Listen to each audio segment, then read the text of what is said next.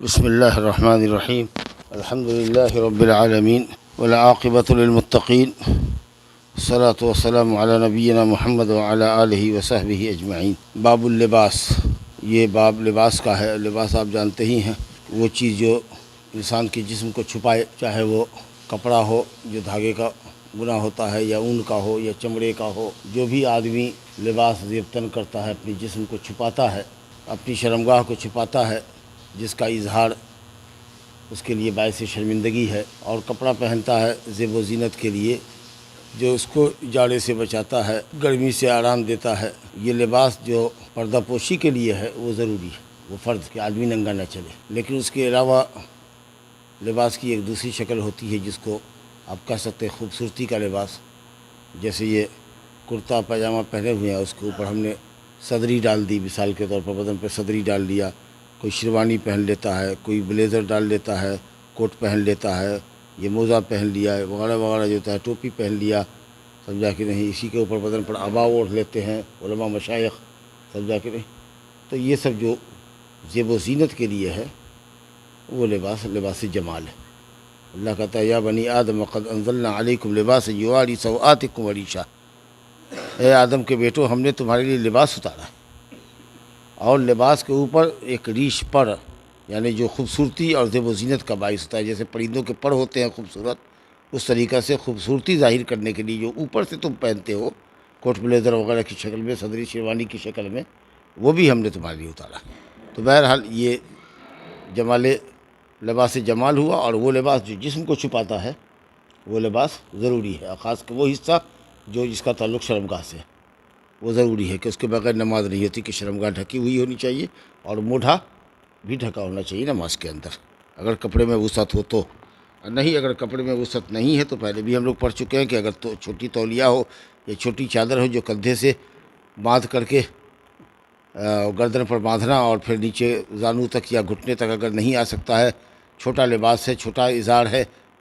چھوٹا رومال ہے، تو صرف کمر میں باندھ لینا چاہیے تاکہ شرمگاہ چھپ جائے، اور اس سے نماز پڑھ لینا چاہیے۔ بہرحال کتاب الصلاۃ کے اخیر میں یہ باب لائے ہیں، کیونکہ آپ جانتے ہیں کہ نماز کی صحت اور فساد کا تعلق لباس سے ہے۔ آدمی وسعت کے باوجود اگر ننگا ہو کر لباس نہیں پہنے گا اور ننگا ہو کر نماز پڑھے گا تو بے ستری کی وجہ سے اس کی عبادت نہیں ہوگی۔ تو لباس کے اندر جو معاملہ ہے وہ یہ ہے کہ وہ ضروری ہے نماز کے اندر میں، سمجھا کہ نہیں۔ اور کچھ لوگ جو تھے وہ کعبہ کا طواف، مشرکین، بلکہ کچھ لوگ کیا، مشرکین جتنے تھے قریشیوں کے علاوہ، جو مکے کے پروہت تھے یا مکے کے متولی تھے کعبہ کے، ان کے علاوہ جتنے سارے لوگ عرب سے آتے تھے یا جہاں سے بھی آتے، سب ننگے طواف کرتے تھے۔ مرد پورا مادرزاد ننگا ہوتا تھا، اور عورتیں بھی ننگی ہوتی اوپر سے، اور صرف کچھیا یا چڈی پہنتی، اور وہ بھی جالی دار ہوتا، نعوذ باللہ، بہت برا حال ہوتا۔ تو اگر قریشی مردوں کو لباس اپنا دیتے تو اوپر اس کے لباس میں طواف کرتا، یا قریش کی عورتیں اگر کسی عورت کو دیتی تو وہ اس لباس میں رہتی، نہیں تو پھر اس کو اپنے لباس میں طواف کرنے کی اجازت نہیں تھی۔ اور اگر کوئی نیا لباس بالکل بازار سے خرید کر کے پہنتا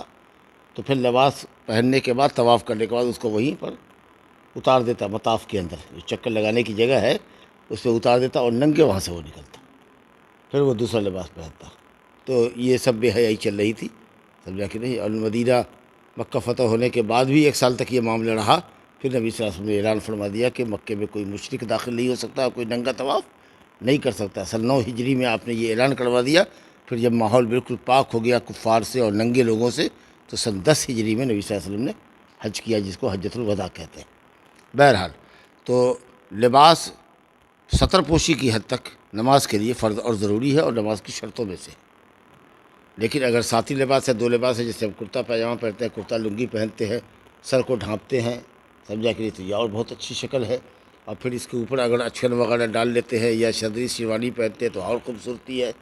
خذوا زینتکم عند کل مسجد، اے ایمان والو، اللہ کے پاس آؤ تو زیب و زینت اختیار کر کے آؤ، سمجھا کہ نہیں۔ اگرچہ یہ آیت اتری ہے کہ صاحب ننگے نہ ہو، لیکن زیب و زینت کا مطلب اس سے کچھ اور بھی بڑھ کر کے جو چیز زینت میں شمار کی جاتی ہے وہ پہننا چاہیے۔ اب سیدھی ایک گنجی پہن کر کے، ایک بنیان پہن کر کے بھاگتے ہوئے چلے آ رہے ہیں، سمجھا کہ نہیں۔ جبکہ اگر دوسری جگہ جائیں گے مارکیٹ تو پینٹ پہن کے جائیں گے، شرٹ پہن کے جائیں گے، کرتا پاجامہ پہن کے جائیں گے جی۔ اور بڑے لوگوں کے سامنے جائیں گے تو ذرا سا سر کے اوپر بھی مہذب لوگوں کا طریقہ ہے کہ سر چھپا ہونا چاہیے، سر ڈھکا ہونا چاہیے، سمجھا؟ لیکن اللہ تعالیٰ سے ملاقات کے لیے مسجد میں آ رہے ہیں تو جیسے پایا ویسے ہی چلے آ رہے ہیں، جس لباس میں اسی لباس میں آ رہے ہیں، لا حول ولا قوت الا باللہ۔ تو اللہ تعالیٰ زیادہ لائق ہے اس بات کی کہ اس کے لیے بندہ زینت اختیار کرے۔ بہرحال اب یہ لباس ظاہری ہے جو ہم پہنے ہوئے ہیں جسم کے اوپر، اور ایک لباس باطنی ہے، وہ ہے لباس تقویٰ۔ اس لیے جب اللہ تعالیٰ نے لباس ظاہری کا ذکر فرمایا کہ اے انسانوں ہم نے تمہارے لیے لباس اتارا ہے، اور خوبصورتی کا لباس الگ سے اتارا ہے جو تم اصل کپڑے کے اوپر پہنتے ہو، تو اس کے بعد اللہ نے کہا وہ لباس التقویٰ ذالک خیر، تقویٰ کا لباس اختیار کرو جو بہت اچھا لباس ہے، جس کا فائدہ دنیا سے لے کر آخرت تک رہے گا۔ تو تقویٰ کا لباس، ایمان اور تقویٰ کا لباس، ظاہری لباس سے اللہ تعالیٰ نے پھر باطنی لباس اور جو اصل لباس ہے تقویٰ کا لباس، یعنی تقویٰ کا لبادہ اوڑھو، ایمان اور تقویٰ اختیار کرو، یہ مطلب ہے ایمان اور تقویٰ اختیار کرو، یہ بہترین لباس ہے۔ اب لباس کے سلسلے میں جو ہم ظاہری لباس پہنتے ہیں، اس سلسلے میں کوئی کیٹیگری نہیں ہے، ہر جگہ کا اپنا اپنا لباس ہے، ہر قوم کا اپنا اپنا زی ہے، کپڑا ہے، فیشن ہے۔ اب ہمارے یہاں شریف لوگ کرتا پاجامہ، ٹوپی، رومال، اس طرح کی چیزیں پہنتے ہیں، سمجھا کہ نہیں؟ اور حلقے میں جو ہے جو انگریزی داں ہیں یا آفیسر کا طبقہ ہے، ان کے یہاں شرٹ پینٹ لوگ پہنتے ہیں، سمجھا کہ ایک چیز ہے اپنے یہاں۔ عربوں کے یہاں اپنا ان کا ایک لباس ہے کہ وہ ایک ہی کرتا پہنتے ہیں اوپر سے لے کر نیچے تک کا، نیچے پائجامہ پہنتے ہیں یا ہاف پینٹ پہن لیتے ہیں یا نیچے بنیان پہنے ہوتے ہیں، لیکن ان کا ایک کپڑا لمبا ہوتا ہے۔ افریقی قوم کا اپنا ایک لباس ہوتا ہے، چائنیز کا اپنا ایک لباس ہے۔ تو شریعت نے کوئی وضع قطع نہیں بتائی کہ اس طرح کا لباس ہونا چاہیے، اس تراش خراش کا لباس ہونا چاہیے، بس لباس ہونا چاہیے جو آپ کے جسم کو چھپائے۔ لیکن اس میں دو تین بنیادی باتیں ہیں کہ لباس عورتوں کے لباس کے مشابہ نہیں ہونا چاہیے، اس کی وضع قطع، بناوٹ، سلائی کڑھائی اس طرح کی نہیں ہو جیسے کہ عورتیں لباس پہنتی ہیں جو مخصوص عورتوں کے لیے ہے، اور اسی طریقہ سے ٹرانسپیرنٹ نہیں ہو، ایک دم شفاف نہیں ہو، ایک دم پاردرشک نہیں ہو، باریک نہیں ہو جس سے جسم کا اندرونی حصہ جھلکے، تب نعوذ باللہ چاہے مرد ہو یا عورت حرام ہے۔ اور اسی طریقہ سے مردوں کے لیے ایک تیسری بات یہ ہے کہ ریشم کا لباس نہیں ہونا چاہیے، ریشم اس امت کے مردوں کے لیے حرام ہے، جیسا کہ یہ حدیث آ رہی ہے۔ وعن ابی عامر الاشعری رضی اللہ تعالی عنہ قال قال رسول اللہ صلی اللہ علیہ وسلم لَيَكُونَنَّ مِنْ أُمَّتِي أَقْوَامٌ يَسْتَحِلُّونَ الْحِرَّ وَالْحَرِيرَ رواہ ابو داؤد وَأَصْلُهُ فِي البخاری۔ حدیث اصل میں بخاری کی ہے، مگر یہاں ابو داؤد کے حدیث کے حوالے سے لے کر آئے ہیں۔ چار چیزیں اس میں بیان کی گئی ہیں، دو چیزوں کا ذکر ہے یہاں۔ ابو عامر اشعری رضی اللہ عنہ فرماتے ہیں کہ نبی صلی اللہ علیہ وسلم نے فرمایا لَيَكُونَنَّ، ضرور بھی ضرور میری امت میں ایسے لوگ ہوں گے۔ یہ بات جو کہی جا رہی ہے یہ تحذیر کے لیے، ڈرانے کے لیے کہ ایسے لوگوں کو ہونا نہیں چاہیے، سمجھا کہ نہیں؟ وعید کے لیے ہے یہ، ڈرانے کے لیے کہ ضرور بھی ضرور میری امت میں ایسے لوگ پائے جائیں گے یستحلون الحرہ، جو فرج کو حلال کر لیں گے، فرج کو حلال سمجھیں گے، یعنی زناکاری کو، زناکاری اور لواطت کو، اغلام بازی جس کو کہتے ہیں، اس کو حلال سمجھیں گے۔ حلال سمجھنے کا دو مطلب ہے کہ یا تو اس کو سمجھیں گے کہ زناکاری حلال ہے، یا یہ ہے کہ اس طریقے سے دھڑلے سے زناکاری کریں گے جیسے کہ وہ حلال چیز ہو، حالانکہ دل میں اعتقاد ہے کہ یہ حرام ہے، لیکن ایسے دھڑلے سے زناکاری بدکاری کر رہے ہیں جیسے کہ وہ حلال ہو، لواطت کر رہے ہیں جیسے کہ وہ حلال ہو۔ ایک تو حلال سمجھنا ہوا، اور ایک ہے کہ سمجھ رہے ہیں حرام لیکن کر رہے ہیں دھڑلے سے جیسے کہ لگ رہا ہے کہ وہ حلال ہو آپ کی نگاہ میں۔ تو دونوں ہی عمل سنگین ہے، لیکن فرق ہے۔ اگر کوئی شخص کسی حرام شے کو حلال کر لے تو دائرہ اسلام سے خارج ہو جائے گا، کیونکہ اس نے اسلام کی ایک پختہ بات کا انکار کیا، ثابت بات کا انکار کیا۔ اور ایک ہے کہ نہیں، حرام کو حرام سمجھ رہا ہے لیکن اس کو استعمال کر رہا ہے، زناکاری کو زناکاری سمجھ رہا ہے، حرام عمل سمجھ رہا ہے لیکن کر رہا ہے، تو وہ اسلام سے خارج نہیں۔ فرق یہی ہے، لیکن بہرحال ہے دونوں گناہ۔ اگر حلال سمجھ کے کر رہا ہے تو اسلام سے خارج ہے، اور سمجھ کے حرام کر رہا ہے لیکن ایسے دھڑلے سے کر رہا ہے جیسے کوئی حلال سمجھ کے کر رہا ہو، تو یہ عمل حرام ہے۔ تو بدکاری عام ہو جائے گی، بدکاری کو لوگ حلال سمجھیں گے۔ آج خاص کر کے یہ زمانہ دیکھ لیجیے بدکاری کس طریقہ سے سوشل میڈیا کے ذریعے امڈ آئی ہے، اور جیسے جیسے دن قریب ہوتا جائے گا قرب قیامت میں بدکاری ایک دم عام ہوگی، کھلے عام ہوگی، سمجھا کہ نہیں؟ کھلے عام ہوگی، بلکہ بعض روایت میں کہ ایک ایک مرد کے پیچھے 50 عورتیں دوڑیں گی اور اسے لذت حاصل کریں گی۔ اس طرح کا ماحول نعوذ باللہ واہیات ماحول بن جائے گا، اس قدر زناکاری عام ہو جائے گی، شراب کثرت سے لوگ پئیں گے، جہالت عام ہو جائے گی، شریعت کا علم رخصت ہو جائے گا، جاہل سے فتویٰ دینے لگے گا، یہ سب حدیثوں کے اندر آیا۔ تو کہا کہ ضرور بھی ضرور میری امت میں ایسے لوگ ہوں گے جو فرج کو، زناکاری کو حلال سمجھیں گے۔ حلال سمجھنے کا دونوں مطلب بتا دیا، والحریر، اور ریشم کو حلال سمجھ لیں گے۔ یعنی مرد ہو کر کے ریشم پہنیں گے، وہی حلال ہونے کا مطلب کہ یا تو حلال سمجھ رہے ہیں یا دھڑلے سے استعمال کر رہے ہیں، جیسے کہ کوئی روئی اور اون کا لباس پہنتا ہے اس طریقہ سے وہ ریشم کا لباس پہنتا ہے۔ لیکن ریشم سے مراد اصل میں اصلی ریشم ہے، مراد اصلی ریشم ہے جو ریشم کے کیڑے سے جو ریشم نکلتا ہے بنتا ہے، وہ ہے اصل میں۔ ایک جو کیمیکل طریقے پر پگھلایا جاتا ہے اور وہ دھاگا بنایا جاتا ہے اور ریشم کی جیسی چمک اس پہ ڈالی جاتی ہے، وہ مراد نہیں ہے۔ لیکن پھر بھی ایک من باب الاحتیاط دیکھنے والا دیکھے گا کہ چمکی پہنے ہوا ہے، ریشم کا لباس ہے، کیا ہے تو سلک ہے، تو اصلی سلک تو کافی مہنگا ہوتا ہے، لیکن یہ مصنوعی جو سلک ہوتے ہیں، احتیاط کا تقاضا یہ ہے کہ آدمی متہم نہ ہو کہ سلک پہنے ہوا ہے۔ اب کتنے کو آپ سمجھائیے گا کہ یہ مصنوعی سلک ہے، یہ اوریجنل سلک نیچرلی سلک نہیں ہے، تو اسی لیے آدمی کو چاہیے اتقوا مواضع التہم، جہاں جانے سے تہمت لگتی ہو، جس لباس کے پہننے سے تہمت لگتی ہو، آدمی اس طرح کا لباس نہ پہنے۔ تو بہرحال یہ ریشم مردوں کے لیے حرام کیا گیا ہے۔ اسی طریقہ سے آیا ہے والخمر والمعازف، اسی حدیث کے اندر ہے شراب حرام کی گئی ہے، لوگ شراب کو حلال سمجھ لیں گے، دھڑلے سے شراب پئیں گے، سمجھا کہ نہیں؟ تو بہت خراب چیز ہے، بلکہ کہا گیا ہے کہ یہ ام الخبائث ہے، برائیوں کی جڑ ہے یہ۔ شراب کے کوک سے بہت برائیاں جنم لیتی ہیں۔ شراب پیتا ہے آدمی، جب عقل اس کی نکل جاتی ہے، بدحواس اور بے عقل ہو جاتا ہے، تو آپ جانتے ہی ہیں کہ بے مطلب کے لیے لوگوں سے لڑتا ہے، راہ چلتے ہوئے لوگوں کو گالیاں دیتا ہے، دھکا مارتا ہوا چلتا ہے، عورتوں کو چھیڑتا ہے، اگر سڑک پر کوئی عورت مل جائے تو اس کے ساتھ بدکاری تک کر لیتا ہے، حتیٰ کہ ایسے ایسے واقعات بھی ہیں نعوذ باللہ کہ ماں بہنوں تک سے شرابیوں نے زنا کاری کی گھر جا کر کے۔ ایسے واقعات ہیں، علماء نے لکھا ہے، سمجھا کہ نہیں؟ ہمارے بڑے مشائخ نے لکھا ہے اپنی کتاب میں کہ کسی ملک میں ایک نوجوان تھا جو آدھی رات کے بعد 1 بجے رات میں شراب پی کر کے دھت ہو کر کے نشے میں آیا، اور اس نے اپنی ماں سے کہا کہ وہ اس کے ساتھ بدکاری زناکاری کرنا چاہتا ہے، یا تو کرنے دے اس کو یا نہیں تو وہ خودکشی کر لے گا، اور گیا کچن میں اور چھری لے کر کے آ گیا کہ یا تو وہ اس کو آنے دے اپنے بدن پر یا نہیں تو پھر وہ اپنی گردن کاٹ لے گا۔ اماں کی ممتا، اس نے کہا ٹھیک ہے تمہاری جیسی مرضی، اس نے بدکاری کر لی۔ جب وہ صبح ہوا، اس کا ہوش عقل ٹھکانے آیا تو اس کو احساس ہوا کہ میں نے رات کچھ غلط کیا ہے۔ ماں کے پاس گیا، اس نے کہا کہ امی میں نے کچھ آپ کے ساتھ غلط کیا؟ کہا نہیں تم نے کچھ نہیں کیا، کیونکہ اس کو پھر ڈر تھا کہ اگر یہ میں بتا دوں گی کہ تم نے میرے ساتھ بدکاری کی ہے تو کہیں نہیں آپ غلط کہہ رہی ہیں، میں نے کیا ہے۔ اب اس کو احساس ندامت ہو رہا ہے۔ اب وہ گیا کچن میں اور پیٹرول کا پورا ڈبہ تھا، وہ اپنے جسم پر اس نے ڈالا اور خودکشی کر لی، اس نے بند کر کے اندر سے وہ جل گیا۔ تو دیکھیے بدکاری بھی ہوتی ہے، اور آدمی یا تو دوسرے کا نشے میں قتل کر دے یا خود اپنے آپ کو قتل کر لے، سمجھا کہ نہیں؟ چوری چھکاری کر لے، جو چاہے کر لے۔ اس لیے کہا گیا کہ بہت خبیث یہ عمل ہے، یہ بہت خراب گناہ ہے۔ اگرچہ سزا اس کی 40 کوڑا ہی ہے، 40 سے 80 کوڑے تک لگائے جائے، لیکن علماء نے کہا کہ اگر ایک مرتبہ کیا 40 کو 80 کوڑا اسلامی عدالت نے لگا دیا، پھر دوسری مرتبہ پیا، پھر پکڑا گیا، پھر لگایا، 3 مرتبہ کیا لگایا، چوتھی مرتبہ میں علماء ظاہریہ کہتے ہیں کہ اسلامی عدالت اس کو قتل کر دے گی۔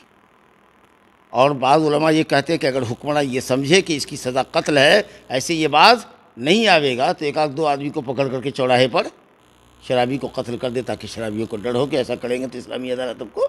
چھوڑے گی نہیں۔ بہت خراب چیز ہے۔ لیکن اب تو یہاں جو لوگ کہتا ہے ہم لوگ غیر اسلامی ملک میں ہے، کوئی نظام نہیں، کوئی قانون نہیں،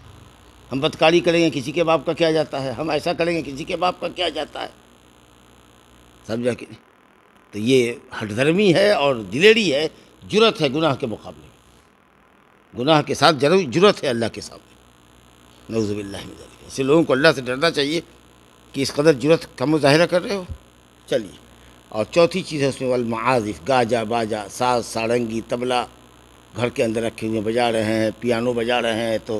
کچھ اور بجا رہے ہیں تو کچھ اور بجا رہے ہیں، بڑے بڑے لوگوں کے یہاں دیکھیے گا تو یہ سب آلات لہو و لعب ہے، یہ سب حرام ہے۔ اس میں جو شکل ہے صرف ایک تو دف کی جو شکل ہوتی ہے، جس میں ایک ہی سائڈ اس کا چہرہ ہوتا ہے جو بجانے کا ہوتا ہے، ڈھولک میں تو دونوں طرف ہوتا ہے، بند ہوتا ہے اور دونوں طرف آدمی بجاتا ہے، اور دف کے اندر ایک ہی طرف ہوتا ہے۔ تو شادی بیاہ کے موقع پر، عید کے موقع پر کوئی بڑا آدمی آئے اس کی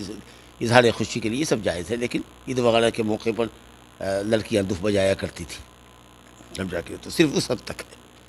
باقی طبلہ، ساز، سارنگی، موسیقی اور جتنے بھی گاجے باجے کی جتنی بھی قسمیں ہیں وہ سب حرام ہیں، ان کو گھروں میں مت لائیے، بچے چاہے لاکھ ضد کریں ان کو مت لا کر کے مسلمان دیجیے۔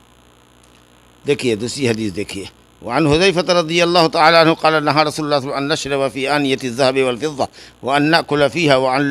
لبس الحرير والديباج وان نجلس علیہ رواہ البخاری۔ حذیفہ رضی اللہ عنہ کہتے ہیں کہ رسول اللہ صلی اللہ علیہ وسلم نے منع فرمایا کہ ہم سونے اور چاندی کے برتن میں پئیں، سونے اور چاندی کے برتن میں پئیں یا کھائیں۔ یہ حکم مرد عورت دونوں کے لیے،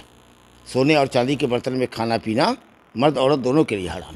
چاہے وہ چمچہ ہو، چاہے کچھ اور ہو، جو بھی سونے چاندی کا برتن ہو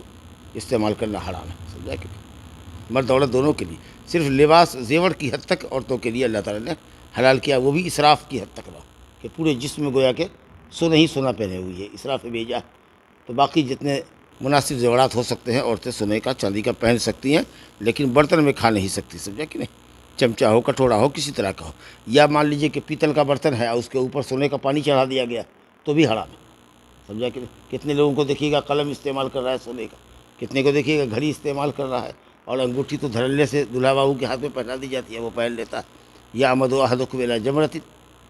تم میں کا کوئی آگ کے انگارے کا ارادہ کرتا ہے اور اس کے بعد فیضا ہوا یلقیہا علی اصبعہ، یا پھر اس کو اپنی انگلی پہ رکھ لیتا ہے۔ ایک نوجوان آیا نبی صلی اللہ علیہ وسلم کے سامنے، وہ انگوٹھی پہنے ہوا تھا، آپ نے اس کی انگوٹھی نکالی اور اس کو پھینک دیا، دور پھینک دیا، اور کہا کہ تم جانتے نہیں کہ یہ ہمارے مردوں کے لیے حرام ہے۔ جب مجلس اٹھی تو کسی نے کہا اس نوجوان سے کہ جا کر کے اس انگوٹھی کو لے لو، مالیت ہے، بیچ لو گے، کام آ جائے گا، گھر میں بیوی کو دے دو گے، کچھ دے دو گے۔ کہا نہیں، جس انگوٹھی کو نبی صلی اللہ علیہ وسلم نے ہمارے ہاتھ سے نکالا ہو اور آپ نے اس کو پھینک دیا ہو، پھر میں اس انگوٹھی کو جا کے پکڑوں اور ہاتھ میں لوں، ایسا گوارا نہیں، سمجھنے کہ تو اسی یہ بات یاد رکھیے۔ اب چین سونے کا پہنے ہوا ہے، کچھ پیسہ کما لی سے تو سونے کا چین پہن کر کے جا رہا ہے، آ رہا ہے،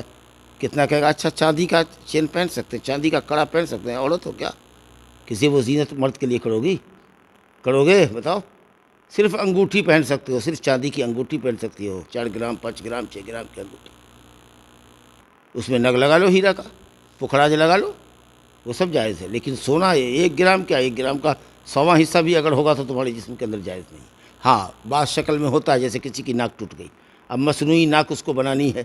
تو اگر چاندی کی ناک بنتی ہے، لوہے کی ناک بنتی ہے، تانبے کی ناک بنتی ہے، کسی دھاتو کی بنتی ہے، تو رفتے رفتے وہ سڑ جاتا ہے، بدبودار ہو جاتا ہے۔ تو ایک شخص آیا، اس نے کہا کہ میری ناک ٹوٹ گئی تھی جنگ کے اندر، تو میں نے چاندی کی ناک بنوا لی، اس سے بدبو آتی ہے، تو آپ نے کہا سونے کی بنوا لو، تو سونے کی ناک بنوائی۔ تو سونا وہ دھاتو ہے جو سڑتا نہیں ہے اور اس میں بدبو نہیں آتی۔ اسی طریقے سے کسی کا دانت جھڑ گیا ہے، اگر اس کے اوپر کیپنگ کرنا چاہتا ہے سونے کا، یا ایک دانت اکھڑ گیا ہے، ایک سونے کا دانت بنوا کر کے اس میں وہ اس کو روپنا چاہتا ہے، اس کا امپلانٹ کرنا چاہتا ہے، تو وہ ایسا کر سکتا ہے حسب ضرورت۔ باقی رہا کہ سکڑی کی شکل میں ہو، زنجیر کی شکل میں ہو، یا گھڑی کی شکل میں ہو، یا قلم کی شکل میں ہو، یا انگوٹھی کی شکل میں ہو، کسی بھی شکل میں سونا مردوں کے لیے حرام ہے۔ اور صرف چاندی انگوٹھی ہی کی حد تک، یہ نہیں کہ اب چاندی کا آپ کڑا پہن رہے ہیں اور چاندی کا آپ زنجیر پہن رہے ہیں گردن میں، وہ سب حرام ہے، صرف انگوٹھی جائز ہے۔ چل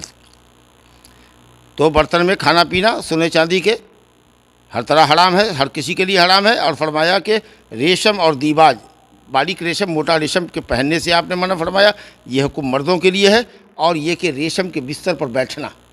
اس سے منع کیا۔ تو بعض علماء نے کہا کہ عورتیں تو بیٹھ سکتی ہیں ریشم کے بستر پر، لیکن مرد حضرات نہیں بیٹھ سکتے۔ لیکن بہتر یہ ہے کہ عورتوں کو بھی اس حکم میں عام رکھے کہ عورتیں بھی ریشم کے اوپر بیٹھ نہیں سکتی ہیں، صرف پہن سکتی ہیں، ریشم کا لباس پہن سکتی ہیں، وہ ہلکا بھی ہوتا ہے، نرم ہوتا ہے، اور اس میں عورت جاذب نظر ہوتی ہے، سونے میں جاذب نظر ہوتی ہے، تو مرد کو اپنی طرف مائل کرنے کا وہ بہت بڑا ذریعہ ہے۔ اور سمجھ لیجئے کہ مردوں کو اس لیے منع کیا کہ یہ سب چیزیں اصل میں نسوانیت سے تعلق رکھتی ہیں۔ ریشم کا لباس پہننا، ہاتھ میں پاؤں میں سونے کی انگوٹھی پہننا، ناک کان میں زیور پہننا، یہ جو عورت کی جو کہتے ہیں نسوانیت، ہاں تو وہ نسوانیت کو جھلکاتا ہے۔ آپ مرد ہیں ماشاءاللہ، آپ تمام تندرست ہیں، محنت مشقت کرتے ہیں، آپ کے ہاتھ میں سونے کی انگوٹھی کا کرے گی، اور آپ ریشم کا لباس پہنیں گے اور عورتوں کی طریقہ سے مائل ہوں گے دوسروں کی طرف اور موغا پنی دکھائیں گے۔ اس لیے کہا گیا کہ نہیں، آپ مرد ہیں، آپ مضبوط ہیں، نشیط ہیں، کام کرنے والے لوگ ہیں، مضبوط ہیں، تو آپ کو اس طرح کا مطلب یہ ہے کہ زنانہ لباس اور جس میں انوثت اور نسوانیت جس سے جھلکتی ہو اور ظاہر ہوتی ہو، اس طرح کا لباس آدمی کو نہیں پہننا چاہیے، نہ سونا استعمال کرنا چاہیے۔ تو کہا کہ حریر و دیباج سے منع فرمایا، اس پر بیٹھے۔ تیسری حدیث ہے، دیکھیے اب یہ تھوڑی سی ضرورت ہے کے لیے اگر آدمی استعمال کرے اس میں اصولی قاعدہ ہے، اس کی تفصیل میں نہ جائیں کہ کہاں حاجت ہوتی ہے اور کہاں وسیلہ ہوتا ہے. مطلب یہ کہ ریشم بذات خود حرام نہیں ہے، یعنی ریشم کی جو کوالٹی ہے اس میں کوئی حرام جز شامل نہیں ہے، لیکن ہم اس لیے شریعت نے اس کو حرام کیا ہے کہ اس کے پہننے کے بعد مرد کے اندر مردانگی نہ ہو کر کے نسوانیت آتی ہے، رفتہ رفتہ وہ ہو جاتا ہے، تو اس لیے. لیکن اگر آدمی زیب و زینت کے لیے تھوڑا سا استعمال کرے ریشم، تھوڑا سا استعمال کرے، 2 انگلی کے برابر، 4 انگل کے برابر، زیادہ سے زیادہ 4 انگل، یہ جو 4 انگل ہوتا ہے اس کے برابر اگر ایک پٹی استعمال کر لیتا ہے تو جائز ہے. یا مان لیجئے کہ یہ گڑیبان ہے ہمارا، یہ دونوں طرف کی جو پٹی ہے یہ پٹی صرف ریشم کی ہے، اصلی ریشم کی، باقی سارا کپڑا کاٹن کا ہے. یا اسی طریقے سے دامن کے اندر جو ہے، دامن جو کیا ہے چاروں طرف، اس میں 1 انگلی کے برابر پٹی آپ نے ڈلوائی ہوئی ہے. یا مان لیجئے کہ یہ آستین ہے ہماری، سارا کپڑا ایک طرح کا ہے ہمارا، لیکن آستین جو ہے اس کے اوپر آپ نے ریشم چڑھا دیا ہے، تو اس حد تک جائز ہے. اور ایک حدیث آئے گی کہ ایک بیماری ہوتی ہے کھجلی کی، خارش کی، بہت زیادہ جب خارش ہو اور آدمی کو کہ جسم کے اندر بہت لہر ہو تو ریشم کا لباس اس کی تکلیف کو کم کرتا ہے. ریشم کے اندر تھوڑی ٹھنڈک ہوتی ہے اور وہ چپکتا نہیں ہے. تو ایک صحابی، 2 صحابی ہیں، سفر میں جا رہے تھے اور کھجلی سے بہت پریشان تھے، تو آپ نے ان کو اجازت دی کہ ریشم کا کپڑا کرتا پہن لو، سمجھا. لیکن ایسی بھی صورت میں ہو سکتا ہے کہ لوگ کہے کہ دیکھو ریشم پہنے ہوا، کتنے کو سمجھاتے پھریے گا کہ ہمارے بدن میں بہت خارش ہے اور خون پانی نکلتا ہے اور ہمارا کاٹن کا کپڑا اس میں چپک جاتا ہے اور پھر چھڑاتے ہیں تو چڑھ کر کے چمڑا باہر آ جاتا ہے اور بالکل بہت برا حال ہے. تو ایسا نہ کر کے ریشم کا کرتا اندر پہن لیجئے اور اس کے اوپر ایک دوسرا کپڑا پہن لیجئے تاکہ لوگوں کو نظر نہ آئے. تو بہرحال ضرورت کے مطابق اگر ضرورت ہو تو استعمال کر سکتے ہیں. اور زیب و زینت کے لیے علماء نے کہا کہ 1 انگلی، 2 انگلی، زیادہ سے زیادہ 4 انگل تک پورے جس کپڑے کے اندر. ابھی نہیں کہ آستین میں 4 انگل، دامن میں 4 انگل، یہاں 4 انگل، 4 انگل وہاں، ویسا نہیں، پورے کپڑے کے اندر 4 انگل کی حد تک ہی جائز ہو سکتی ہے ایک پٹی. تو حضرت عمر رضی اللہ عنہ فرماتے ہیں کہ نبی صلی اللہ علیہ وسلم نے ریشم پہننے سے منع فرمایا، الا موضع اصبعین او 3 او 4، یا 2، مگر یہ کہ 2 انگلی کے برابر ہو، 3 انگلی کے برابر ہو، 4 انگلی کے برابر ہو. بخاری مسلم کی روایت ہے اور یہ لفظ مسلم شریف کا ہے. تو یہ 2 انگلی کی پٹی ہے، یا 1 انگلی 2 انگلی کی پٹی چل رہی ہے اگر یہاں سے لے کے وہاں تک، یا دامن میں 1 انگلی ہے، 1 انگلی پیچھے ہے، دونوں کو جوڑیں گے تو 2 انگلی کے برابر ہو جائے گا، تو ٹھیک ہے. تو اگر ریشم پورا ریشم ہے تو حرام ہے. اور اگر ریشم بہت کم ہے، 1 انگلی، 2 انگلی، 3 انگلی، 4 انگلی کے برابر ہے تو یہ جائز ہے. لیکن اگر مان لیجیے کہ 50% ہے اگر، تو ایسی صورت میں بہتر یہ ہے کہ چھوڑ دیا جائے. نبی صلی اللہ علیہ وسلم کی حدیث آ رہی ہے کہ حضرت علی کو نبی صلی اللہ علیہ وسلم نے ایک حلہ دیا تھا، ایک کپڑا دیا تھا جس میں ایک ریشم کی دھاری تھی اور ایک کاٹن کی دھاری تھی، پھر ریشم کی دھاری تھی، پھر کاٹن کی دھاری تھی. اس طریقے سے لگتا ہے 50% یا اس سے کچھ کم ہی رہا ہوگا ریشم. تو حضرت علی رضی اللہ عنہ نے زیب تنک کیا تو نبی صلی اللہ علیہ وسلم نے جب دیکھا تو آپ کے چہرے پر نفرت کے آثار نمایاں ہوئے. منع تو نہیں کیا لیکن حضرت علی تاڑ گئے چہرے کو دیکھ کر کے کہ آپ ناپسند کر رہے ہیں اس لباس کو. چنانچہ وہ گئے اور اس کو انہوں نے 2 ٹکڑا کر کے گھر کی خواتین میں تقسیم کر دیا کہ تم لوگ استعمال کرو. حضرت انس رضی اللہ عنہ کی حدیث ہے، نبی صلی اللہ علیہ وسلم نے عبد الرحمن بن عوف، اللہ اکبر، بڑے صحابی ہیں، عبد الرحمن بن عوف اور زبیر بن عوام، یہ سب جو ہیں 10 مبشرہ بالجنہ ہے، سمجھا کہ نہیں، جنتی لوگ ہیں. ان کو نبی صلی اللہ علیہ وسلم نے رخصت دی کہ ریشم کی قمیص پہن لے سفر کے اندر، کھجلی کی وجہ سے جو ان دونوں کے جسم میں تھی. تو اگر شدید کھجلی ہو تو کھجلی کی وجہ سے آدمی ریشم کا کپڑا پہن سکتا ہے. اور تفصیل آپ نے سن لیا. حضرت علی رضی اللہ عنہ کہتے ہیں کہ نبی صلی اللہ علیہ وسلم نے مجھ کو ایک ریشمی حلہ عطا فرمایا تھا، میں اس کو پہن کے نکلا تو میں نے نبی صلی اللہ علیہ وسلم کے چہرے میں غضب اور غصے کا اثر دیکھا. چنانچہ میں گھر لوٹا اور میں نے اس کو 2 ٹکڑا کر دیا، عورتوں کے درمیان ٹکڑے کر کے تقسیم کر دیے. یہ بھی بخاری مسلم کی روایت ہے. آگے ایک حدیث دیکھیے، ابو موسیٰ اشعری رضی اللہ عنہ کہتے ہیں کہ رسول اللہ صلی اللہ علیہ وسلم نے فرمایا کہ سونا اور ریشم میری امت کی عورتوں کے لیے حلال ہے اور میری امت کے مردوں کے لیے حرام ہے. جی، تو جیسا کہ میں نے بتایا کہ پورا لباس وہ حریر کا پہن سکتی ہے ریشم کا، اور سونا بقدر ضرورت پڑے، اسراف بیجا نہ کرے. اور مردوں کے لیے تو سونا بالکل ہی حرام ہے، الا یہ کہ دانت وغیرہ میں، ناک میں جہاں سے گندگی نکلتی ہو اور وہ جو ہے جس چیز کا بنا ہوا آپ کا جس میٹل کا ہے اگر وہ نقصان دہ ہے اور انفیکشن لگنے کا ڈر ہے تو آپ وہاں سونا استعمال کر سکتے ہیں. اور ریشم کے اندر جیسا کہ آپ نے پڑھا اور سنا کہ 4 انگلی، زیادہ سے زیادہ 2 انگل سے لے کر 4 انگل تک جائز ہے پورے کرتے میں. اور حضرت عمران ابن حسین رضی اللہ عنہ کہتے ہیں کہ نبی صلی اللہ علیہ وسلم نے فرمایا کہ اللہ رب العالمین پسند کرتا ہے اس بات کو کہ جب وہ کسی بندے پر کوئی نعمت کرے تو اس کی نعمت کا اثر اس کے کپڑے اس کے جسم پر دیکھا جائے، یا اللہ دیکھے بندے کے اوپر نعمت کا اثر۔ مثال کے طور پر آپ کو اللہ نے مالدار کیا ہے، لیکن آپ جان بوجھ کر کے پھٹے لباسوں میں رہتے ہیں، پھٹیچر لباسوں میں رہتے ہیں، سمجھا کہ نہیں، تاکہ لوگ آپ کو بھی غریب اور فقیر ہی سمجھے، فقیر بھی آپ کو فقیر سمجھے گا تو مانگے گا نہیں، کپڑا لتا دیکھے گا کہ ہاں اچھا پہنے ہوا ہے تو غریب مسکین آ جائے گا آپ کے پاس کہ آدمی لباس پوشاک سے اچھا لگتا ہے مالدار ہے، یہ دے گا ہم کو، لیکن وہ تو دیکھ رہا ہے کہ ہم سے بھی بدتر حال میں، تو کیا آپ سے مانگے گا؟ تو اللہ تعالیٰ نے اسی طریقہ سے دیا ہے، کمائی دیا ہے، کھانے کے لائق ہے، تو اب وہ جو آدمی دال روٹی کھانے والا آدمی ہے، نمک روٹی کھانے والا ہے، مار پیسہ ہے، دنیا بھر کا لاکھوں لاکھ روپے کی آمدنی ہے، لیکن دال روٹی کھا رہے ہیں، نمک روٹی کھا رہے ہیں، سمجھا کہ نہیں، مرغا چکن نہیں کھا رہے، کیا بات ہے، کہا کہ سادگی ہے، ارے دنیا سے کیا لینا دینا، لیکن ذخیرہ اندوزی ہو رہی ہے، زمین پر زمین خریدی جا رہی ہے، مکان پر مکان خریدا جا رہا ہے، وہاں دنیا داری نہیں ہے، لیکن اچھا کھانے اور اچھا پہننے میں آپ کو دنیا داری نظر آتی ہے۔ لیکن ہاں اگر آپ فقراء اور مساکین کے درمیان رہتے ہوں، گاؤں میں ایک اکیلے آپ مالدار ہوں جو اچھا کپڑا اچھا لباس پہن سکتے ہیں، لیکن دیکھیے کہ سب غریب ہے، اس کے یہاں پر اگر اچھا کپڑا پہن کے ہم جاتے ہیں، اچھی سواری استعمال کرتے ہیں، اس کا دل ٹوٹتا ہے، سمجھا کہ نہیں، تو پھر آپ بھی سادھارن ہی لباس پہنیے،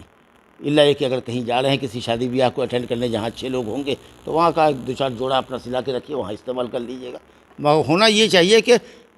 فقراء کے دل نہ ٹوٹے، آپ کی شان و شوکت کو دیکھ کر کے ان کو یہ نہیں اپنی غربت کا اور فقیری اور مسکینی کا احساس نہ ہو۔ کچھ لوگ احساس دلاتے ہیں، تو کیا بولے گا دو پیسے کا آدمی ہمارے سامنے، سمجھا کہ نہیں، ہم تم کو کھڑے خرید لیں گے، ہمارے پاس اتنا پیسہ ہے، ہمارے پاس ایسی سواری ہے، ایسا مکان ہے، یہ دھوساتے ہیں گویا کہ آپ اس کا دل توڑ، یہاں تو دل توڑنے کے لیے ایسا لباس نہیں پہننا چاہیے، ایسی سواری استعمال نہیں کرنی چاہیے۔ اگر غربا اور فقراء مساکین کے درمیان آپ رہتے، چاہیے جائے کہ آپ اس کو جتا رہے ہیں اور احساس دلا رہے ہیں۔ بہرحال بخالت اچھی چیز نہیں ہے، اللہ تعالیٰ نے دیا ہے تو اچھا پہنیے، اچھا کھائیے، اور اللہ کے بندوں کو، محتاج بندوں پر خرچ کیجیے، علم ہے تو اس پر عمل کیجیے، دوسروں کو علم کی طرف بلائیے، جاہ و مرتبہ ہے، پہنچ ہے کہیں آپ کی، تو اگر کوئی آپ کو کہے کہ آپ کی پہنچ ہے بلاک میں، تھانے میں، ضلع میں، ذرا میرا یہ کام کروا دیجیے آپ کے ذریعے، اور جان رہے کہ وہ آدمی صحیح آدمی ہے، جینوئن کام کر رہا ہے، تو آپ اس کی مدد کیجیے، سفارش کر دیجیے، کام کر دیجیے، اللہ آپ کو ثواب عطا کرے گا، سمجھا کہ اسی طریقے سے مال ہے تو احسن کما احسن اللہ علیک، جیسے اللہ نے آپ پر احسان کیا آپ اللہ کے بندوں پر احسان کیجیے۔ ہاں تو جس پر جو نعمت ہو اس نعمت کا اثر دیکھا جانا چاہیے، اللہ کو یہ بات پسند ہے، لیکن کبر و غرور اور تکبر کا اظہار نہ ہو، یا فقراء کی دل آزاری مقصود نہ ہو، سمجھا کہ۔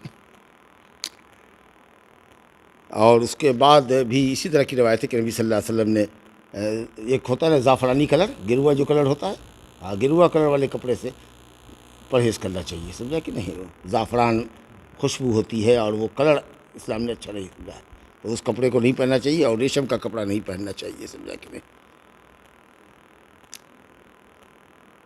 نبی صلی اللہ علیہ وسلم قال رأى على النبی صلی اللہ علیہ وسلم ثوبین معصفرین، عن عبداللہ بن عمر رضی اللہ عنہما قال رأى علیہ، عبداللہ بن عمر کہتے ہیں کہ نبی صلی اللہ علیہ وسلم نے میرے اوپر معصفر گلابی رنگ کا کپڑا، سمجھا کہ نہیں، جو گلابی رنگ کا طرح کا ہوتا ہے، کہا کہ کیا تمہاری ماں نے اس کا حکم دیا ہے پہننے کا، یعنی یہ کلر گلابی کلر ہے اور یہ اس طرح کا جو کلر ہے وہ عورتوں کو زیب دیتا ہے، سمجھا کہ نہیں، باقی رہا لال پیلا ہرا جو چاہے آپ پہنیں، لیکن وہ جو ہوتا ہے ورس اور زعفران کا رنگا ہوا جو کپڑا ہوتا ہے، زعفرانی کلر نہ ہوتا ہے جس کو بھگوا کلر کہتے ہیں نا، زعفرانی کلر بھگوا کلر، اس کو نہ پہنیں، سمجھا کہ نہیں۔ اس کے بعد ایک روایت اور ہے، اسماء بنت ابی بکر رضی اللہ عنہ کہتی ہیں کہ انہا اخرجت جبۃ رسول اللہ، نبی صلی اللہ علیہ وسلم کا جبہ نکالا انہوں نے، مکفوفۃ الجیب والکمین والفرجین بالدماء، جس کے اندر یہ گریبان کے اندر اور کم جو آستین ہے اس کے اندر، اور جو جیب کا پھٹا ہوا جو حصہ یہ ہوتا ہے اس کے اوپر میں نے دیکھا کہ ریشم کا پٹی لگا ہوا ہے، تو آپ کو میں نے بتایا کہ وہ پٹی کی حد تک اگر استعمال کرنا چاہیں تو آپ استعمال کر سکتے ہیں۔ ھذا وباللہ توفیق، صلی اللہ علیہ نبینا محمد وآلہ وصحبہ اجمعین۔